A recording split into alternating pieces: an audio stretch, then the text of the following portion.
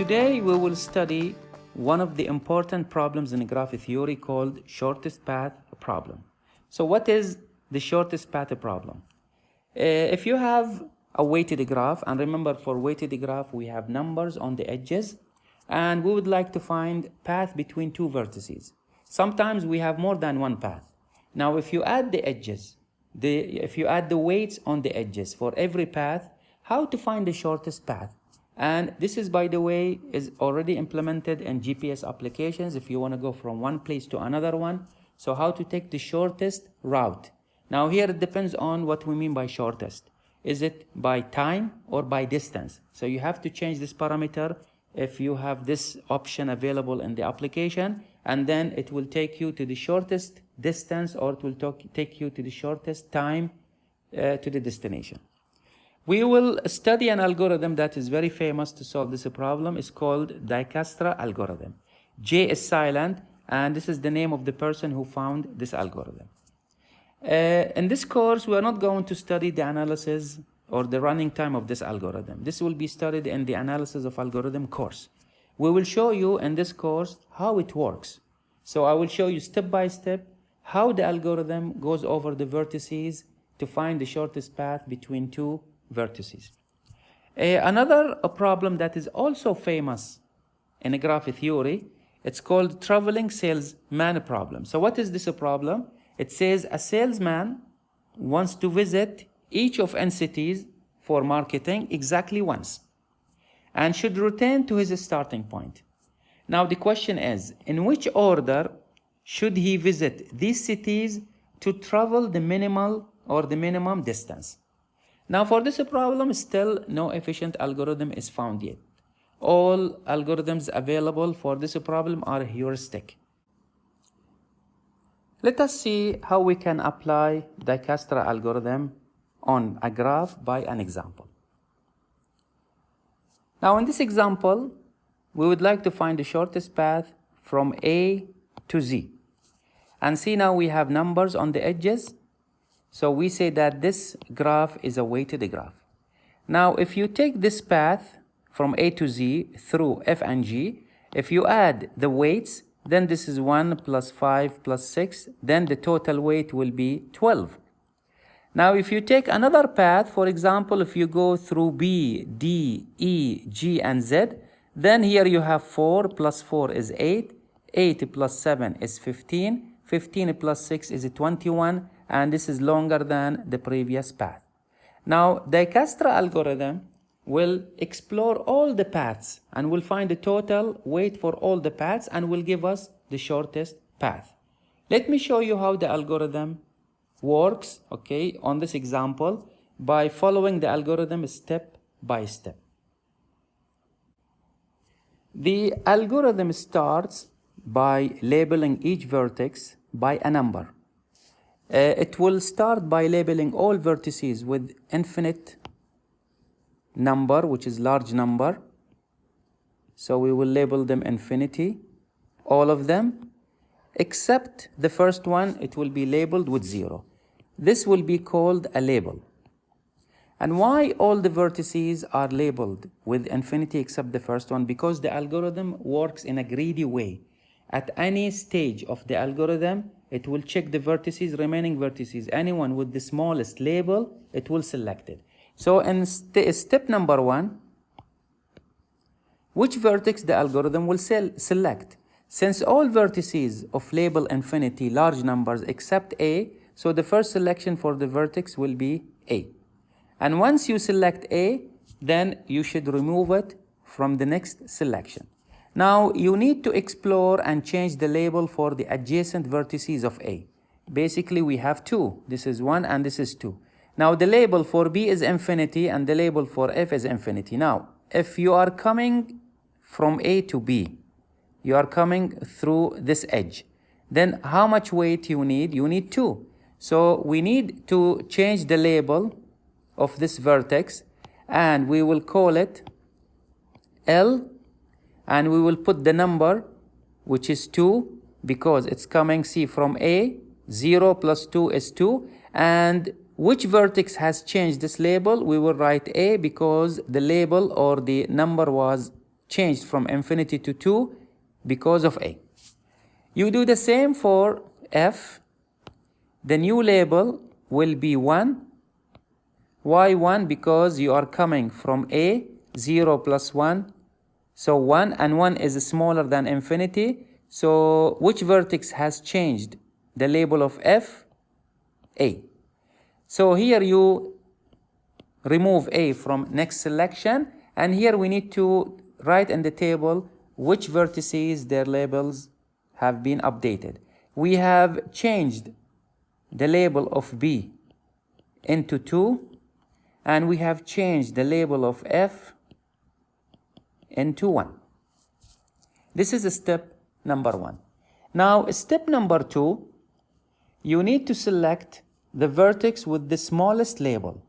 And since all of these are infinity, except these two are smaller, so we have to check which one to select first. Now, the label for B is 2, and the label for F is 1. So for our next step, we will pick F. So step number 2, the vertex selected will be F, and now we need to check the adjacent vertices to F. We have this vertex, and we have this vertex. Now let us see what will be the new label for G. The new label for G will be, in fact, see, you are coming from F. And F, the label is 1. So you add 1 plus 5. So when you go to G, the label of G will be 6. And which vertex has changed this label? Vertex F. Now we go for D. For D, the label will be, you are coming from F. And F has the label 1, and 1 plus 3 is 4. So the label of D will be equal to 4, and it was updated from F. There are no more adjacent vertices to F. So what we will do, we will cancel F from next selection, and now we need to write the updated vertices that were updated by F. So which vertices were updated by F? G updated to 6, and D also updated to 4. In the next step, the algorithm should choose a vertex with the smallest label, and we have either B or D or G. Others are large labels, so we will select B. So our next step, which is step number 3, we have to select B. Now we need to look for adjacent vertices of B. So we have to look for the label of C, the label of E, and the label of D. Let us see the label of D first. Now, if you are coming from B to D, this is weight, or this is label 2, the weight 2, plus 2, it will be 4. And already the current label for D is 4, so don't change it. Leave it as it is. Now, if we go to C, C is large number, so definitely the label will change. And the new label will be L. Now, see, you are coming from B. B is 2 plus 2, so the label will be 4. And it was updated from B. Now for E, the label also will change. And the new label will be 6. Why 6? Because you are coming from B. The label of B is 2. 2 plus 4, then it is 6. And it was updated from label B. Then you should remove B from consideration in the next selection. Let us write the updated labels. So here we have updated C to 4. And we have updated also E into 6. Now for the next step, which vertex to choose?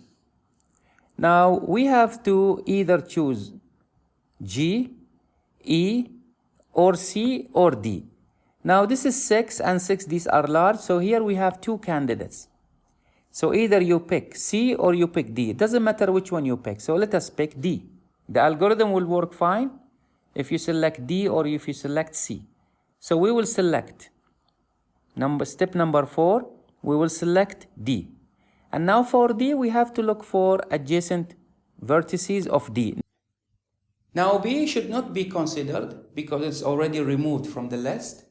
And also F already selected before, so we need to check E.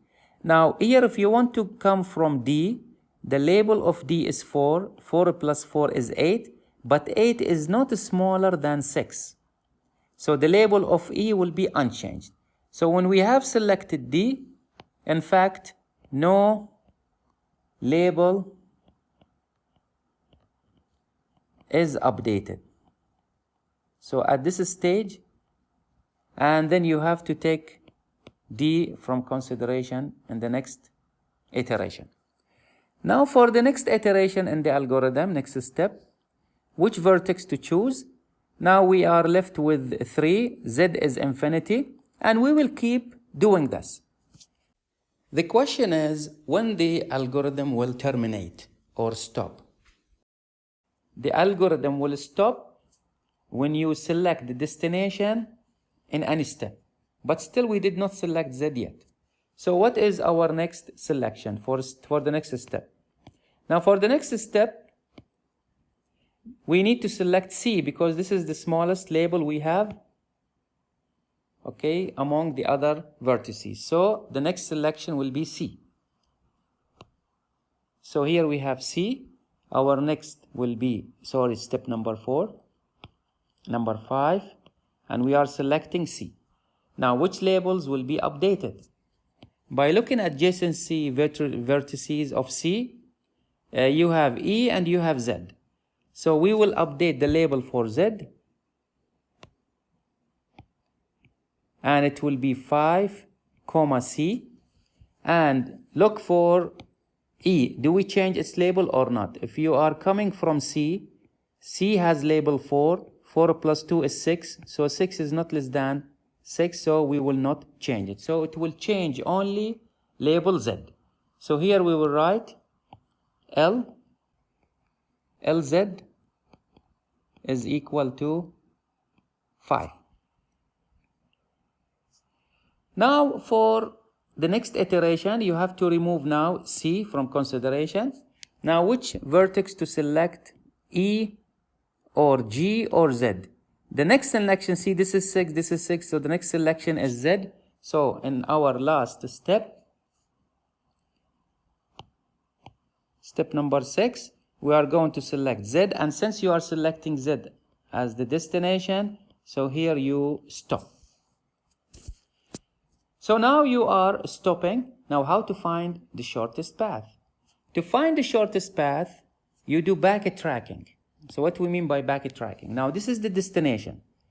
And see, 5 is the total weight, by the way.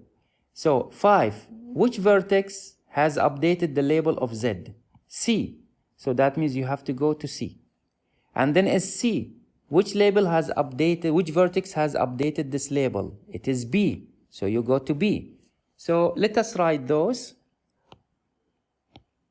You are at Z, maybe you should write it in backtracking. So this is the destination. Now, how did we update Z? We updated from C. So we will write C. And what was the weight? The weight between C and Z is 1. Now you go to C. Which vertex updated the label of C? It's written B. So that means we were coming from B to C. And the label and the weight was 2. And this is the weight. And now you go to B. B, the label is 2.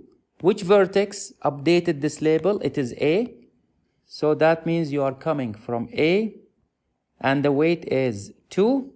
And if you take the total weight, we just simply add 2 plus 2 plus 1, which is 5, and this is the minimum or the shortest path.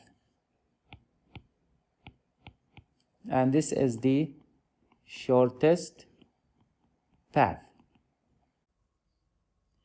Now, if we ask you to apply Dijkstra's algorithm to find the shortest path between two vertices in a graph, then you have to show me your work on the graph, how the algorithm is progressing, and also you have to show me the steps. In each step, which vertex is selected and how the adjacent vertices labels are updated. As another example, as an exercise, this is another example. Find the shortest path from S to A. So step before you start applying the algorithm, then you put the label for S0 and the label for all other vertices to infinity. And then you start by selecting S and update the labels of adjacent vertices. And then for the next step, you choose the vertex with the smallest label. And this is why it's called a greedy algorithm, because at any step, the algorithm chooses the vertex with the smallest label.